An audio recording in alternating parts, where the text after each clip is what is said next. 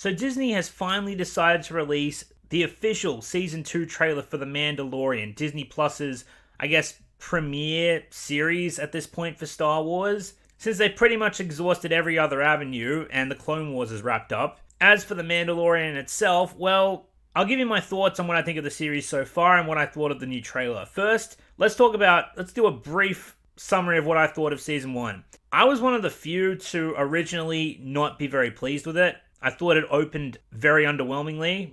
I found it very baffling how The Mandalorian decided to use its time for each episode, how they banked on so many people having already watched the Clone Wars to understand what's going on, as well as Rebels. At the time, I hadn't watched both, and since then I've gone to watching a bit of Clone Wars content. I've seen Season 1, I'm on Season 2 at the moment, and I've played like a substantial amount of Knights of the Old Republic, and members of my audience have been nice enough to inform me on some Mandalorian lore, so I'm not too lost, and that's an aspect of The Mandalorian that really frustrated me in Season 1.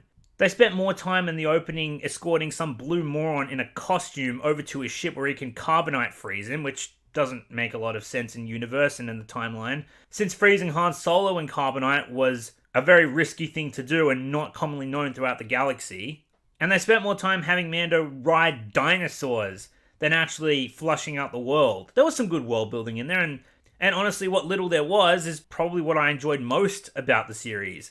As for Mando himself, I think he's a very likable character, but I think that Disney is forcing the audience to like him too much. His character development is very, very rushed. You know, he seems one way in the first 2 episodes, and by episode 4, it's like he's done a complete 180. But there wasn't anything really life-changing to sort of encourage this dramatic shift in character. I understand he finds Baby Yoda and he gets attached to the character and he has some humanity in him, but it's like he goes from ruthless bounty hunter guy in one episode to caring, compassionate baby nurturer in another, and I thought it was very rushed. His intelligence is also very questionable. He seems very intelligent in some instances, and then when the plot needs there to be conflict, they'll just turn Mando into a dumbass to force events to happen. Episode 6 is a prime example of that. But ultimately, I found the pilot episode to be very mediocre, if that. Episode 2 with the Jawas was a bit better. I liked the twist that Baby Yoda could use the Force. Episode 3 was probably my favorite. It was the best paced, and it cleared up a lot of confusing aspects I had with the Mandalorian's factions and the state of the galaxy of Star Wars post Return of the Jedi. Not to mention the action was pretty badass too. Then episode 4 happened. I've only seen it once. I've heard people say it's the worst in the entire season. I'd have to rewatch to confirm that. It certainly soured on me after I first viewed it, but honestly, I found episode 5 to be the worst. Goddamn, that Tatooine mission Mando goes on with that annoying sidekick he picks up along the way. Wow, that was just flat out bad. He was annoying as hell. It went pretty much nowhere. Mando again gets a notch of his intelligence just ripped out of his brain. But at least we get to see him kill that guy at the end. I've forgotten his name because he wasn't a character that was worth a shit. And then we move on to episode 6, which was the prison break, and honestly I found the prison break episode to be almost as annoying as episode 5. I think the last 2 episodes, episodes 7 and 8, do kind of pick up in quality, and I was much more intrigued, and I did kind of like when Mando finally takes his mask off and learns to trust a droid for a change, because that was a big thing with him. I think it could have been executed better, but I still found it enjoyable. But ultimately, on the whole, I found Season 1 of The Mandalorian to be a disappointment. However, and here's where I extend to you people who are probably yelling at me right now, here's where I extend to you a bit of an olive branch. Just because I didn't really like Season 1 of The Mandalorian, just because I thought it wasn't a very particularly good series in its first season, does not mean I don't want to like Mandalorian. Because, as a matter of fact, and I found this out recently in the past 12 months, The Mandalorian is a sci-fi space western, essentially. And after my time spent playing The Outer Worlds by Obsidian Games, and recently, earlier this year, I watched Joss Whedon's Firefly for the first time, it suddenly dawned on me that a sci-fi space western is actually my favorite genre of any media, whether it be video games, movies, television.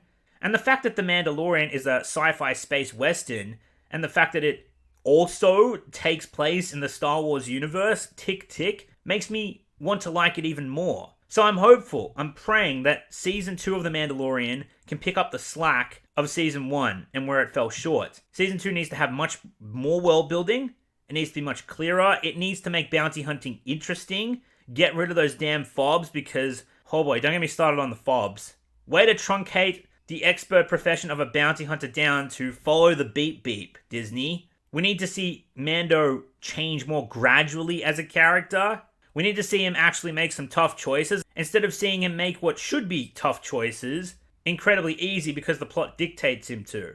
Apparently Tamira Morrison is going to be in this, which I'm very happy about. He's the actor for Jango Fett, and I thought he did a fantastic job with episode 2. Apparently he's going to be the older Boba Fett, and apparently we're going to get to see Ahsoka in this as well, which I'll get to in a second regarding the trailer, but I want to know why the Empire, or the Empire loyalists, are after Baby Yoda. We still have no idea why they're after him. And basically, I just want a reason to be invested besides, hey, look at Baby Yoda, isn't he so cute? And Mando's a good guy. Like, give us more, Disney. Flush this universe out more, please. Make very clear who the factions are.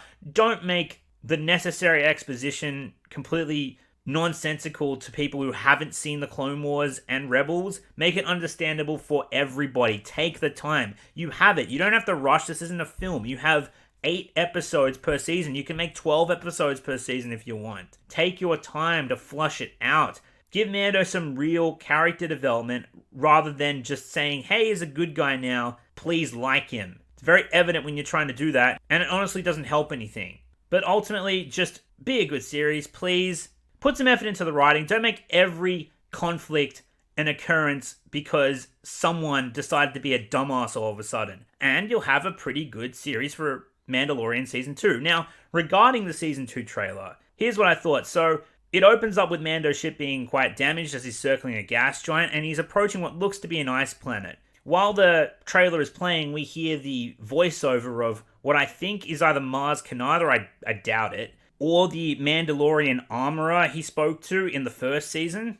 And she talks about how Baby Yoda belongs to the ancient enemy sorcerers of the Mandalore called the Jedi. And yeah, now that's a good piece of information because, for someone who hasn't seen the Clone Wars like myself, it tells us, all right, so the Jedi and the Mandalorians did not get along back in the day. They were enemies. That's a great piece of information. I wish I knew that in Season 1. And it already just reinforced what I already heard because, again, my audience has been very vocal about the Clone Wars. So I know a great deal of lore behind the scenes involving the Mandalore. She also says the songs of eons past, which in Knights of the Old Republic, you get to fight Mandalorians as a Jedi, so that could be what she's referring to. Because the Jedi, were fighting Mandalorians. I'm pretty sure they were fighting Mandalorians less than 1,000 years ago. Like, the Jedi have been gone for less than half a century at this point. And then we see a hooded figure with an orange face, which I swear, I thought that was Ahsoka for a second. I was like, that can't be Ahsoka. I actually read the comments of the trailer, and some people are saying that's like Sasha Banks from WWE, which is weird casting choice, but alright. And you can tell Mando is very weary about delivering this baby he's grown attached to, this Baby Yoda or whatever the hell his name is. We call him Baby Yoda, but his name isn't actually Baby Yoda. It's probably going to be a twist down the line at some point. It's like, his name is something, and we're going to find out that way. I did like the Tatooine tease where I believe it was Mando who was flying over the plains and you got to see a sand trooper or Tusken Raider riding one of those buffalo thingies. I was like, okay, cool, we're going back to Tatooine. Maybe they'll go to Jabba's palace or something. I don't know. Please bring back Watto, Disney. I need him.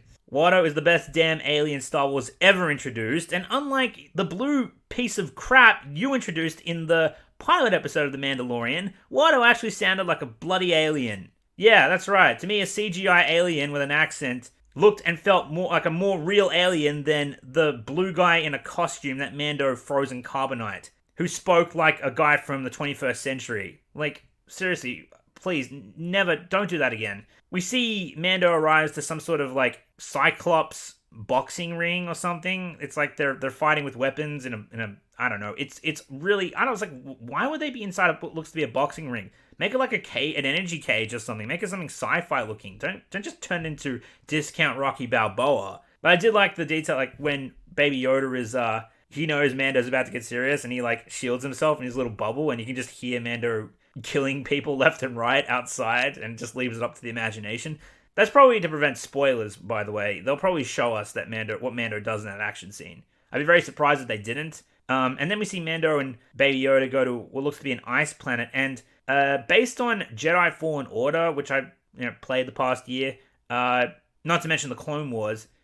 I would bet money that's is it Ilium? The ice planet with one of the first Jedi temples that Mando is going to seek answers about. Because he's meant to find the Jedi and deliver Baby Yoda to the Jedi, who he himself perceives to be enemies, and his superior in the Mandalorian tribe he comes from, I'd imagine, she even says, like, this is the way, this is what we got to do. So I'm betting that's the temple on Ilium, or Ilum. Sorry, I can't pronounce it. Ilum and Ilium. Ilium's a planet from Mass Effect, so yeah, just forgive me. But ultimately, I like the worlds they've showed off in the trailer. Some new, some old, and some that have only been referenced thus far that we're finally going to get to see in a live action series. I like the premise of Mandalorian delivering Yoda to the Jedi because that'll be very interesting to see how he deals with that. The opening shot alone, when Mando's ship was like wrecked and it was approaching the ice planet, that got me curious. I was like, what battle did he just get done with? And yeah, I'm looking forward to seeing Carl Weathers back. He's a legend. Gina Carano, who is just fantastic. Oh, not bad, not bad. Huh? Tamara Morrison, I'm very curious to see what they do with him. Hopefully they don't ruin him. And most wearily, I'm worried that what they're going to do with Ahsoka. I'll bet any money that Mandalorian is going to face Ahsoka, and Ahsoka's going to educate him on the Jedi, and he's going to hand Baby Yoda over, or he's going to refuse, and there's going to be a conflict with Ahsoka. But again, I can kind of predict what they're going to do. I'm just worried about how they're going to execute it, because Disney has a habit of, like, executing good ideas terribly. And I mean really terribly. But, time will tell. I'm very curious about The Mandalorian Season 2. I guess the trailer honestly excited me. Again, the pieces are there. They just have to do a good job. Just do a good job, Disney. Don't take chicken salad and turn it into chicken shit. Please. For once, do the reverse. Make something good, and I'll be happy. Anyway, guys, that's my thoughts on The Mandalorian Season 2. Let me know your thoughts in the comments below. Let me know what you think. I seriously have no vendetta against The Mandalorian. I really don't. I just want it to be good.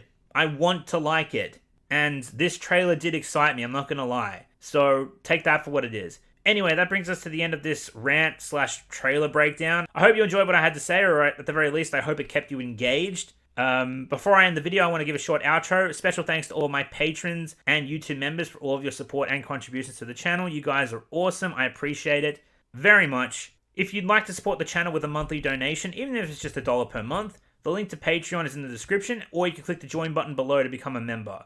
Also, don't forget to check out the channel's Discord server. What Discord basically is an online community where followers of this channel go to congregate and talk about a range of different topics, ranging from Star Wars to Lord of the Rings, Marvel, Harry Potter, and so on. I might end up making a Mandalorian chat for the Discord server, but, I hope to see you there, and who knows, maybe you'll make some friends along the way.